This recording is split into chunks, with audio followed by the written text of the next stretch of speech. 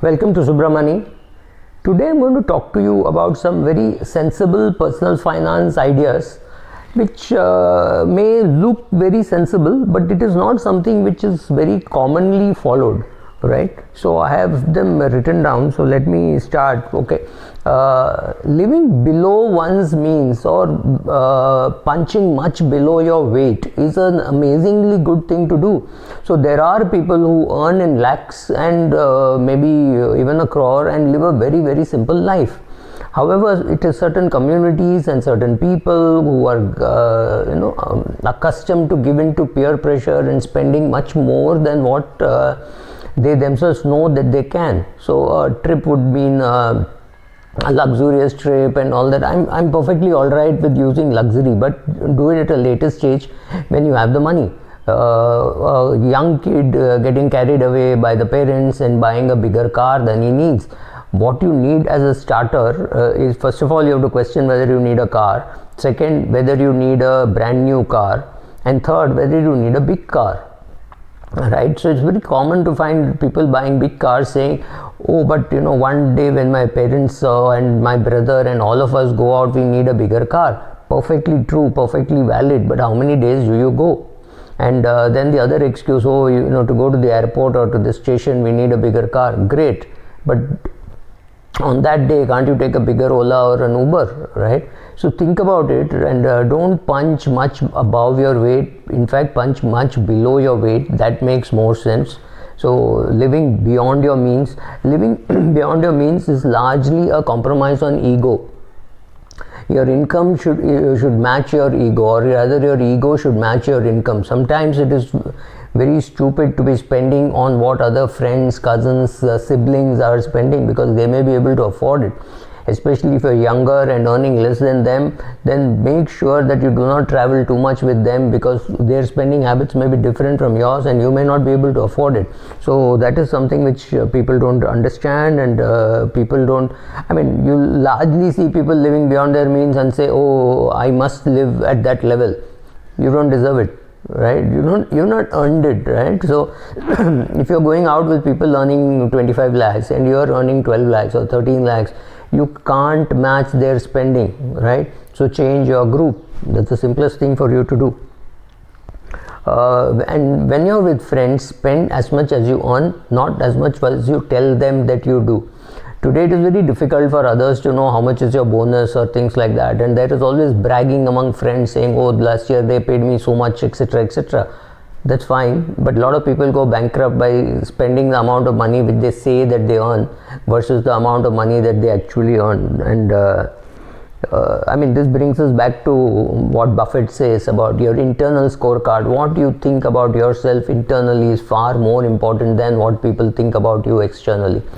A lot of people will buy expensive things to show off rather than really enjoy using it. If you enjoy using it, it's different. But if you're buying it just to show off, then it makes no sense at all. Whether it's an expensive watch, whether it is an expensive pen, right? Things like this, makes no sense. The other thing which I'm worried about in investing is people think that managing their own money by themselves, buying equity shares or investing in mutual funds, etc., is more a question of glamour and feel good and feeling on top of the world, saying I'm managing my own money, rather than really getting good results. For most people that I know who are investing through mutual funds, through direct equity, they would do much better if they put money in an index fund and not bother. However, their ego does not allow them to do that, so they will want to invest in a flexi cap, in a multi cap, in a large cap, in a US based fund, and a plethora of things. They cannot like simplicity. I'm doing a separate vlog on simplicity. So people don't like simple things, people like complex things, so you have to give them complex things. That is why complex things sell, right? To do well, to get good returns is more important than being able to tell at a party that you have exited the latest small cap and invested in the latest mid cap. You tell them dull, boring things. It doesn't matter. I know friends who have been doing SIPs or who have been investing regularly from the 1990s. without thinking too much about the fund performance, and they have not done too badly, right? Why have they done well? Because over 20 years what matters is the consistency of the fund manager. Yes, he may have underperformed during some periods in time, but that should not really bother you too much. Selling complex products is much easier. So if you find that a bank manager comes to you and sells complex products, it's because it's easier to sell. You cannot be told there's a simple dal chawal which is good for your health. Doesn't sell. You have to have complex products with lots of dressing. So therefore zero coupon bond and may not sell, an index fund may not sell, a term insurance may not sell. But if I can give a very complex product which saying, sir, in case you survive, this will become a pension plan, otherwise this will be like this, and it is tax free, etc., etc., etc., that sells better. Recently I've been looking at the returns given by endowment plans, not just by LIC but by private sector companies. I don't think the returns have exceeded more than 2 to 3%. Now 3%, if you tell me is tax free, is a joke. I would have rather got 5% and paid 1% tax, right? Because 10% tax is what I would have paid. I would have still been left with 4.5. Any decent debt fund would have given this to me over the last 20 years, and I would have paid a little bit of tax. That's about it, right? So stop accepting all this nonsense about endowment plans being good for you. Classic endowment plans are not good for you. They're very good for Government of India. So understand that.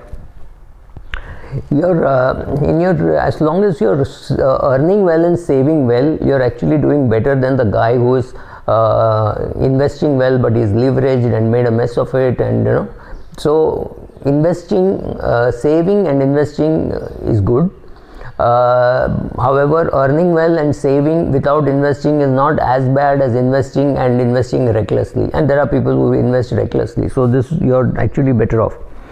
Not borrowing makes more sense than to borrow and then struggle about when there is a loss of job or things like that. So sensible leveraging is not something very easy, but of course lots of people have done it.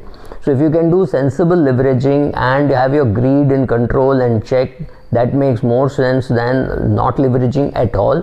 But still it is much better than leveraging very badly. And among the three, if you have to pick up, if you don't know what to do, not leveraging is more sensible than leveraging sensibly, because leveraging sensibly can suddenly go wrong completely unexpected. For example, right now, if you had 3-4 houses from which you were getting rent and you were paying EMI on them, life was looking very good in 2019, but in 2020, if your tenants left you, you have no clue from where you will pay the EMI, right? So be careful about those things. Don't choose your children's school or college based on the fees that they charge and how classy it is and things like that. Be careful about those kind of things. When prices go up, don't think you're missed out. September 2020, when I'm making this video, is not a time which you're going to look back and say, oh, I wish I had invested, the market has gone up. I don't think by 2025 you'll get enough opportunities in which to buy.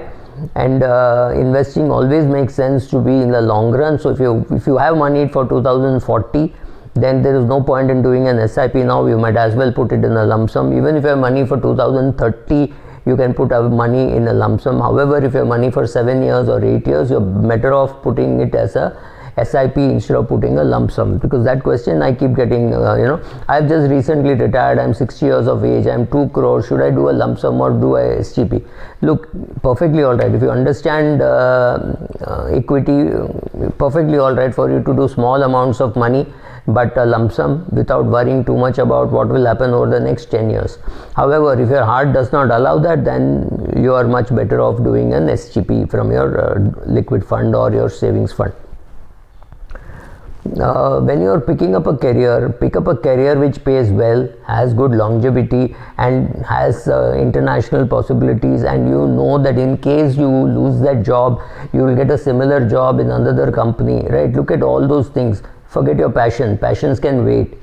To make money from a passion is very different from just being passionate about a job which doesn't pay well. Be careful about those things. Thank you.